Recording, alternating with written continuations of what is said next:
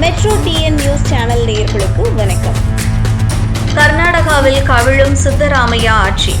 DK. Sivakumar ஆதரவு எம்எல்ஏக்கள் டெல்லியில் போர்க்கொடி. கர்நாடகா காங்கிரஸ் ஆட்சியில் குழப்பம் அதிகரிக்க தொடங்கியுள்ளது. முதல்வர் சித்தராமையாவை மாற்ற வேண்டும், முதல்வர் பதவியை டி.கே. சிவக்குமாருக்கு வழங்க வேண்டும் என்ற கோரிக்கை ஓங்கி ஒலிக்க தொடங்கியுள்ளது.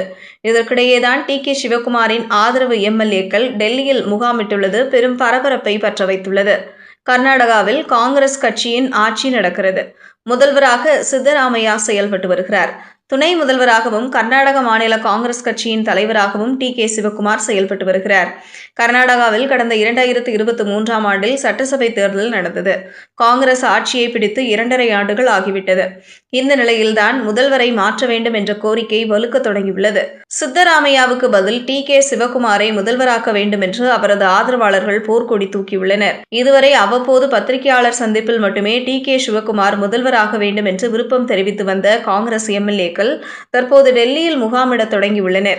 முதற்கட்டமாக டி.கே. சிவக்குமாரின் ஆதரவு எம்எல்ஏக்கள் 10 பேர் டெல்லி சென்றுள்ளனர். அதன்படி தினேஷ் கோலிகவுடா, ரவி கனிகா, குப்பி வாசு உட்பட 10 பேர் டெல்லி சென்றுள்ளனர். நாளை இன்னும் அதிகமான எம்எல்ஏக்கள் டெல்லி செல்ல உள்ளனர். அதில் ஆனேக்கல் சிவண்ணா, நெலமங்கலா ஸ்ரீனிவாஸ், இக்பால் உசேன், குனிகல் ரங்கநாத், சிவகங்கா பசவராஜ், பாலகிருஷ்ணா உட்பட இன்னும் சிலர் டெல்லி செல்ல திட்டமிட்டுள்ளதாக தகவல்கள் வெளியாகியுள்ளது. இதுபற்றி இக்பால் உசேன் என்ற எம்எல்ஏ கூறுகையில், நான் டெல்லிக்கு செல்வது தங்கம் அல்லது வைரம் வாங்குவதற்கு அல்ல, நான் டி.கே. சிவக்குமாருக்காக செல்கிறேன் என்று கூறியுள்ளார். இது கர்நாடகா காங்கிரஸ் கட்சியில் பெரும் குழப்பத்தை ஏற்படுத்தியுள்ளது. இவர்கள் காங்கிரஸ் கட்சியின் தேசிய தலைவர் மல்லிகார்ஜுன கார்கே மற்றும் காங்கிரஸ் கட்சியின் பொதுச் செயலாளர் கே.சி. வேணுகோபால் உள்ளிட்டோரை சந்தித்து முதல்வர் பதவியை சித்தராமையாவிடம் பறித்து டி.கே. சிவக்குமாருடன் வழங்க வேண்டும் என்று கோரிக்கை வைக்கவுள்ளனர். முதற்கட்டமாக முதலில் மல்லிகார்ஜுன கார்கேவை சந்திக்க உள்ளதாகவும் அதன் பிறகு நாளை காலையில் கே.சி. வேணுகோபாலை சந்திக்க உள்ளதாகவும் தகவல்கள் வெளியாகியுள்ளது. கர்நாடகா சட்டசபை தேர்தலில் வெற்றி பெற டி.கே. சிவக்குமார் முக்கிய பங்காற்றினார். அவர் கடந்த 5.5 ஆண்டுகளாக காங்கிரஸ் கட்சியின் தலைவராக செயல்பட்டு வருகிறார். காங்கிரஸ் தலைவராக டி.கே. சிவக்குமாரின் செயல்பாடு சிறப்பாக இருந்தது. குறிப்பாக ஜேடிஎஸ் கட்சியின் கோட்டையாக கருதப்படும் ஓல்டு மைசூர் மாவட்டங்களில் அதிக இடங்களை கைப்பற்ற டி.கே. சிவக்குமார் தான் முக்கிய காரணம். இந்த பகுதியில் ஒக்கலிகர் சமுதாயத்தைச் சேர்ந்தவர்கள்தான் அதிகம் உள்ளனர்.